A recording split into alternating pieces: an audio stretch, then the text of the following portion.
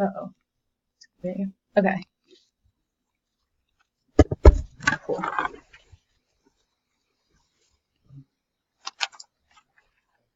My name is Angela Bender. Today's date is February 23rd, 2018. My password is kitten, and this is my persuasive speech. So, parents of school-age children often have to worry about a lot of extraordinary circumstances.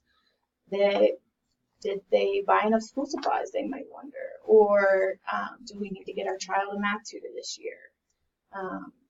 Do we have an effective morning schedule to get the kids to school on time? Out of all these worries, most of them can be figured out on a logistical level. One worry, however, that cannot be figured out with last-minute preparation is children going to school without vaccinations.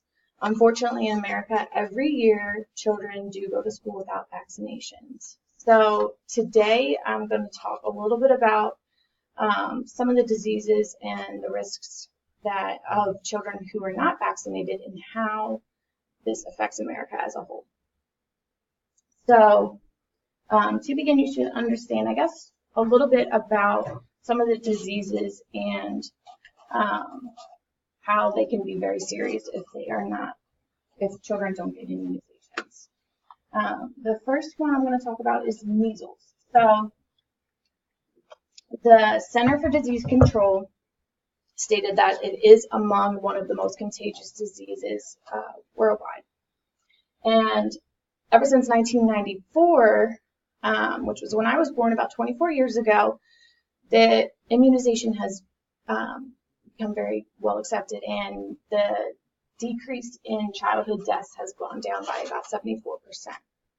So with one immunization, you can get covered for rubella, mumps, and it is it's very easy just to get the one immunization. Otherwise, it can result in death eventually, which pneumonia is one of the most common ways for children, if they get measles, it's one of the most common reasons that they can die. But another one would be pertussis, which is also known as whooping cough. In 2016, Center for Disease Control stated that there was about 6,000 cases between the U.S. and Puerto Rico alone. And now there are no federally mandated laws about children getting vaccinations for school. However, there are state laws, but each of the states has different leniencies or exceptions that people can use to send their child to school without immunizations. Now, states that were more lenient found in 2016 that there were about twice as many cases in those states of pertussis, which, like Colorado, they had an ongoing outbreak of whooping cough in 2016. So there are some valid reasons for people not wanting to vaccinate their children. People are allowed to have exceptions for different reasons, like medical reasons, especially if children, are allergic or whatnot, religious beliefs, or some states allow philosophical beliefs to be an exemption. A lot of people, though, have a fear of what the reaction could do to their children, like if they get a reaction, what it could do. Now, Center for Disease Control states that life-threatening illness or life-threatening reaction from a immunization comes in about 1 in 1 million children. Now, they are about 90 to 99% effective in preventing disease, and that was what American Academy of Pediatrics said. So it's really something to consider.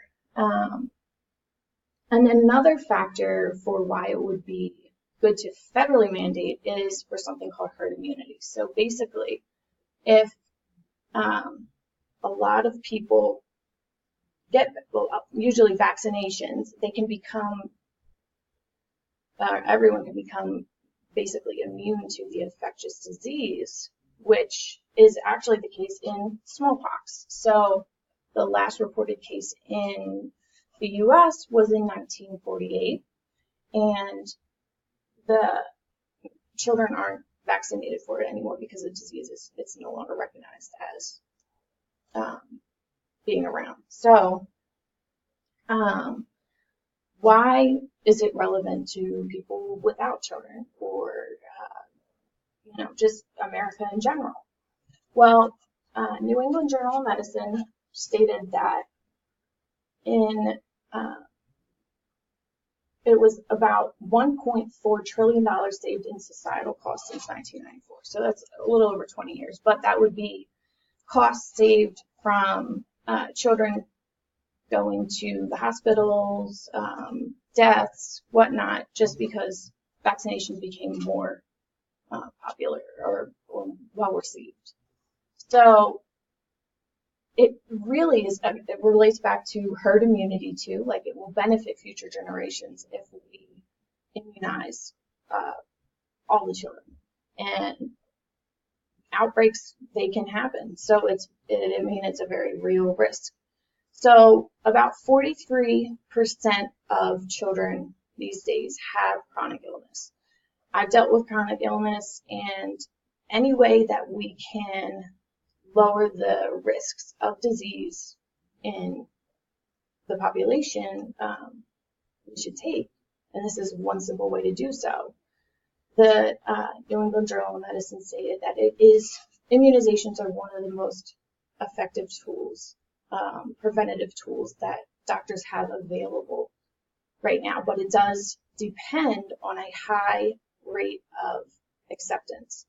And parents have the responsibility to make sure their child is safe, but by sending them to school without an immunization, are you protecting them, or are you putting them at risk? And is the risk of a life-threatening disease outweighing the risk of an injection? So the future of America is in your hands, so consider this closely. Thank you.